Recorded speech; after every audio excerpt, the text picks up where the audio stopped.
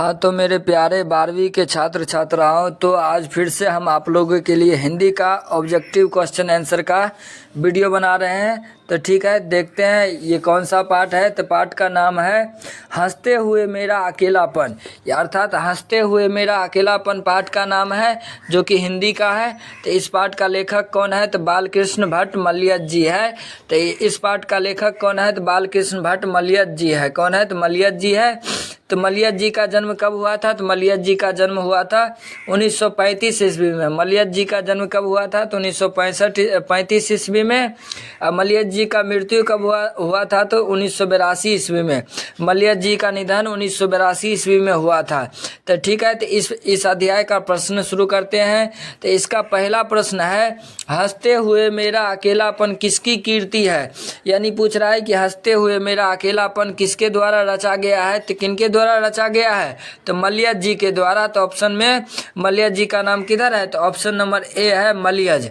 तो option number इसका सही आंसर होगा ऑप्शन नंबर ए, अर्थात मलयज जी के द्वारा रचा गया है।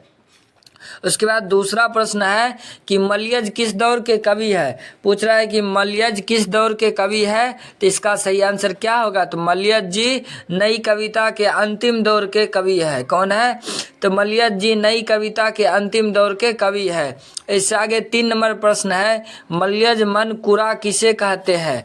पूछ रहा है कि मलयज जी मन कुरा किसे कहते हैं? तो यानी मन का कुरा, अर्थात मन का कचरा किसे कहते हैं मलयज जी? तो 3 का सही आंसर क्या होगा आप लोग जानते हैं? तो एक बार कमेंट कीजिए। तो मलयज मन कुरा किसे कहते हैं? तो डायरी को कहते हैं। किसे कहते हैं? डायरी नामक लिखा हुआ कहानी को कहते हैं। ठीक, आगे पूछ रहा है कि मजल यज का मूल नाम क्या था? तो मजल यज का मूल नाम क्या था आप लोग जानते हैं? कमेंट कीजिए। तो मजल यज का मूल नाम था भरत जी श्रीवास्तव, अर्थात ऑप्शन नंबर ए इसका सही आंसर होगा। यानी मजल यज का मूल नाम था भरत जी श्रीवास्तव। इससे आगे 6 नंबर प्रश्न है, मलयज का जन्म किस सन में हुआ था? तो यानी पूछ रहा है कि मलयज जी का जन्म किस ईस्वी में हुआ था? तो यहाँ पे ऊपर में दिया हुआ था 1935। तो यहाँ पे 1935 वाला ऑप्शन सही होगा, अर्थात ऑप्शन नंबर बी इसका सही आंसर होगा। ठीक है, इससे आगे 6 नंबर प्रश्न है, पेड़ किस लिए काटे जा रहे थे? तो यानी पूछ रहा है कि हंसते हुए मेरा अकेलापन जो पाठ है इसमें दिया हुआ है कि पेड़ किस लिए काटे जा रहे थे। तो किस लिए काटे जा रहे थे? तो ईंधन के लिए। किस लिए? तो ईंधन के लिए पेड़ काटे जा रहे थे। तो 6 नंबर का सही ऑप्शन होगा ऑप्शन नंबर बी। 6 नंबर का सही आंसर होगा ऑप्शन नंबर बी। इससे आगे 7 नंबर प्रश्न है, मैं संयत हूँ डैश पानी ठंडा किसके लिए कहा? यानी पूछ रहा है कि मैं संयत हूँ डैश पानी ठंडा किसके लिए कहा है? तो किसके लिए कहा है लेखक ने? तो लेखक ने किसके लिए कहा है? तो इसका सही आंसर होगा ऑप्शन नंबर ए, लेखक ने स्वयं अपने लिए कहा है। लेखक ने स्वयं अपने लिए कहा है। तो इसका सही आंसर होगा ऑप्शन नंबर ए। अगला पाठ अब त्रिछ है। त्रिछ यानी पाठ का नाम है त्रिछ। तो त्रिछ का लेखक कौन है? तो उदय प्रकाश जी है। त्रिछ का लेखक कौन है? तो उदय प्रकाश जी है। तो उदय प्रकाश जी का जन्म कब हुआ था? तो 1952 ईस्वी में हुआ था। कब हुआ था? तो 1952 ईस्वी में हुआ था। तो ये त्रिछ पाठ का प्रथम प्रश्न है कि त्रिछ के लेखक कौन है? तो त्रिछ के लेखक कौन है? तो त्रिछ का लेखक कौन होगा? तो इसमें दिया हुआ है ऑप्शन है मलयज, मोहन, राकेश, उदय प्रकाश है। डी नंबर ऑप्शन है भगत सिंह। तो यानी त्रिछ के लेखक कौन है? तो त्रिछ का लेखक होगा उदय प्रकाश। कौन होगा? तो उदय प्रकाश होगा, अर्थात ऑप्शन नंबर सी होगा। प्रथम प्रश्न का सही आंसर होगा ऑप्शन नंबर सी।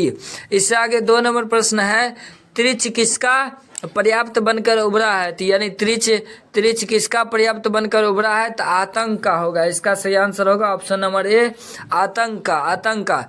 और इससे आगे तीसरा प्रश्न है, पूछ रहा है कि त्रिछ क्या है? यानी पूछ रहा है कि त्रिछ क्या है? अनिष्टकारी उपग्रह है, या छिपकली प्रजाति का विषैला जीव है, या आतंकवादी संगठन है, या इनमें से कोई नहीं? तो त्रिछ क्या है? त्रिछ पास में जो कहानी लिखा गया है वह किस पे आधारित करके लिखा गया है? तो छिपकली पे। यानी इसका सही आंसर होगा छिपकली प्रजाति का विषैला जीव होगा। त्रिछ क्या है? तो इसका सही आंसर होगा छिपकली प्रजाति का विषैला जीव होगा। ठीक है, इससे आगे 4 नंबर प्रश्न है, त्रिछ कहानी किस शैली में लिखी गई है। यानी पूछ रहा है कि त्रिच कहानी जो है वो किस प्रकार की शैली में लिखी गई है। तो इसका सही आंसर क्या होगा, आप लोग जानते हैं तो बताइए। तो इसका सही आंसर क्या होगा, त्रिच कहानी किस शैली में लिखी गई है। तो इसका होगा आत्मकथात्मक शैली, अर्थात ऑप्शन नंबर सी होगा, आत्मकथात्मक शैली में लिखी गई है त्रिच कहानी। ठीक है, इससे आगे 5 नंबर प्रश्न है, उदय प्रकाश जी का जन्म कब हुआ था। यानी त्रिच के जो लेखक है उदय प्रकाश जी, इनका जन्म कब हुआ था। तो इसका सही आंसर क्या होगा, आप लोग जानते हैं तो एक बार कमेंट कीजिए। तो उदय प्रकाश जी का जन्म कब हुआ था। तो उदय प्रकाश जी का जन्म हुआ था 1 जनवरी 1952 ईस्वी को, अर्थात ऑप्शन नंबर बी इसका सही आंसर होगा। 1 जनवरी 1952 को उदय प्रकाश जी का जन्म हुआ था। इससे आगे 6 नंबर प्रश्न है, उदय प्रकाश ने किस पत्रिका के संपादन विभाग में काम किया। यानी उदय प्रकाश जी किस पत्रिका के संपादन विभाग में काम किए थे। तो किस पत्रिका के संपादन विभाग में काम किए थे, आप लोग जानते हैं तो कमेंट कीजिए। तो इसका सही आंसर क्या होगा, तो इसका सही आंसर क्या होगा, आप लोग जानते हैं तो बताइए। तो उदय प्रकाश जी ने दिनमान पत्रिका के संपादन विभाग में काम किए थे। तो इसका सही आंसर होगा ऑप्शन नंबर ए, अर्थात दिनमान होगा, दिनमान। इससे आगे 7 नंबर प्रश्न है, लेखक को किसने बताया कि त्रिच में काले नाग से 100 गुना ज्यादा जहर। यहाँ पे होता है छोटा हुआ है तो होता है, यानी फिर से क्वेश्चन हम बोल रहे हैं। 7 नंबर प्रश्न है, लेखक को किसने बताया कि त्रिच में काले नाग से 100 गुना ज्यादा जहर होता है। तो लेखक को किसने बताया था, तो यह बात लेखक को किसने बताया था, आप लोग जानते हैं तो बताइए। तो यह बात लेखक को थानू ने बताया था, थानू नाम का व्यक्ति ने बताया था। ठीक है, थानू ने बताया था। इससे आगे 8 नंबर प्रश्न है, लेखक को सपने में क्या करने की आदत थी।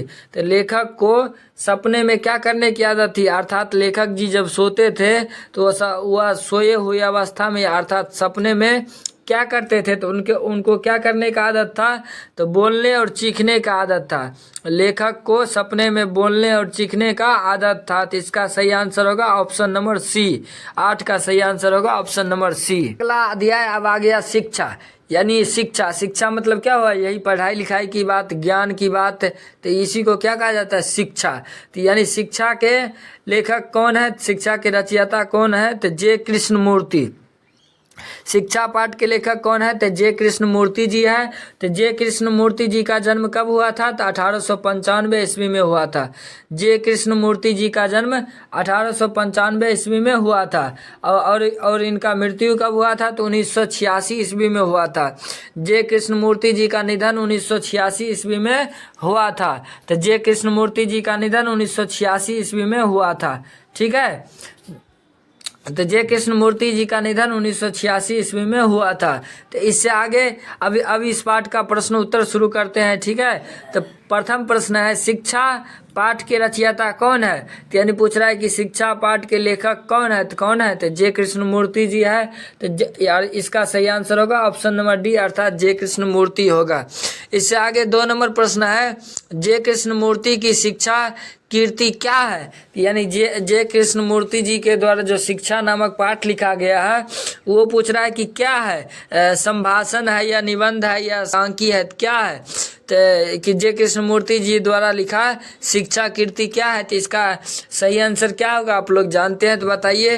तो यह होगा संभाषण, अर्थात ऑप्शन नंबर ए, यह शिक्षा एक संभाषण है। क्या है, शिक्षा एक संभाषण है। 3 नंबर प्रश्न है, मेधा कहाँ नहीं हो सकती। यानी पूछ रहा है कि मेधा कहाँ नहीं हो सकती। तो ऑप्शन नंबर ए है जहाँ अनुशासन हो, ऑप्शन नंबर बी है जहाँ स्वतंत्रता हो, ऑप्शन नंबर सी है जहाँ भय हो, ऑप्शन नंबर डी है इनमें से कोई नहीं। तो पूछ रहा है कि मेधा कहाँ नहीं हो सकती। तो इसका आंसर क्या होगा, तो इसका आंसर होगा जहाँ भय होगा, जहाँ भय हो वहाँ मेधा नहीं हो सकती है। तो इसका सही आंसर होगा ऑप्शन नंबर सी। 3 नंबर प्रश्न का सही आंसर होगा ऑप्शन नंबर सी। इससे आगे अब 4 नंबर प्रश्न है, जे कृष्णमूर्ति का जन्म किस दिन हुआ। तो यानी पूछ रहा है कि जे कृष्णमूर्ति जी का जन्म किस दिन हुआ। तो किस दिन हुआ था, आप लोग जानते हैं तो बताइए। तो जे कृष्णमूर्ति का जन्म हुआ था 12 मई 1895 ईस्वी को। 12 मई 1895 ईस्वी को जे कृष्णमूर्ति का जन्म हुआ था। तो 4 नंबर प्रश्न का सही आंसर होगा ऑप्शन नंबर सी।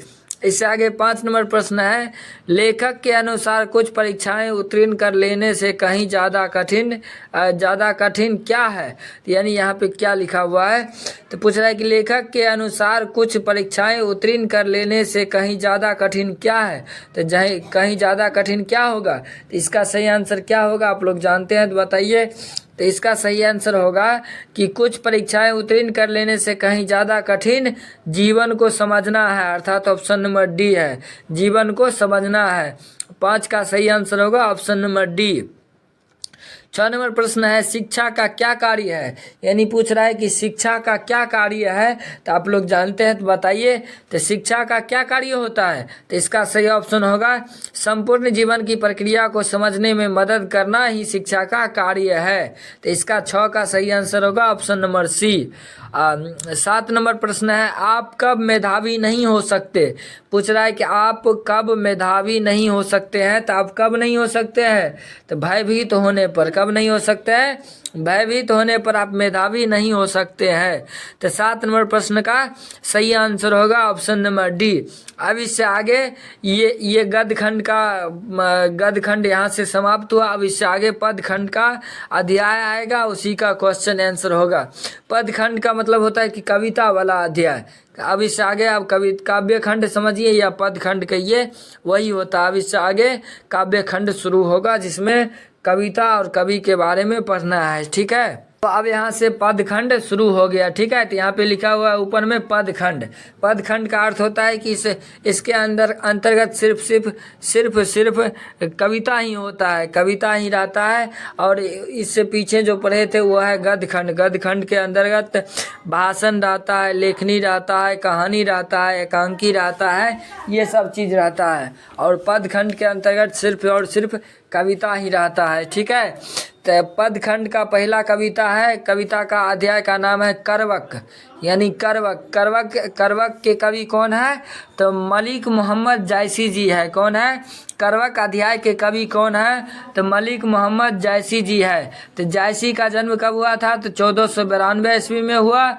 और जायसी जी का निधन हुआ था 1548 ईस्वी में। तो जायसी जी का जन्म हुआ था 1492 ईस्वी में और इनका निधन हुआ था 1548 ईस्वी में, ठीक है। तब इस पाठ का प्रथम क्वेश्चन शुरू करते हैं। तो इस पाठ का प्रथम अध्याय है करवक के कवि है। तो करवक के कवि कौन है, तो जायसी जी होगा। तो इसका सही आंसर होगा ऑप्शन नंबर सी, करवक के कवि जायसी है। इससे आगे 2 नंबर प्रश्न है, मलिक मोहम्मद जायसी। सीधा दिया हुआ है कि मलिक मोहम्मद जायसी क्या है। तो मलिक मोहम्मद जायसी क्या है, तो कौन सी कवि है, सूफी कवि है या भक्त कवि है या श्रृंगारिक कवि है या इनमें से कोई नहीं। तो मलिक मोहम्मद जायसी जी क्या है, तो इसका सही आंसर क्या होगा आप लोग जानते हैं तो बताइए। तो इसका सही आंसर क्या होगा, तो मलिक मोहम्मद जायसी यानी या तो एक मुस्लिम है, तो उस समय मुस्लिम को कहा जाता है सूफी कवि होगा। क्या होगा, सूफी कवि। सूफी मतलब संत होता है। जैसे अपना हिंदी भाषा में बाबाजी को साधु कहा जाता है, वैसे ही मुस्लिम बाबाजी को सूफी कहा जाता है। सूफी का हिंदी में अर्थ होता है संत, ठीक है। तो इसका सही आंसर होगा सूफी कवि।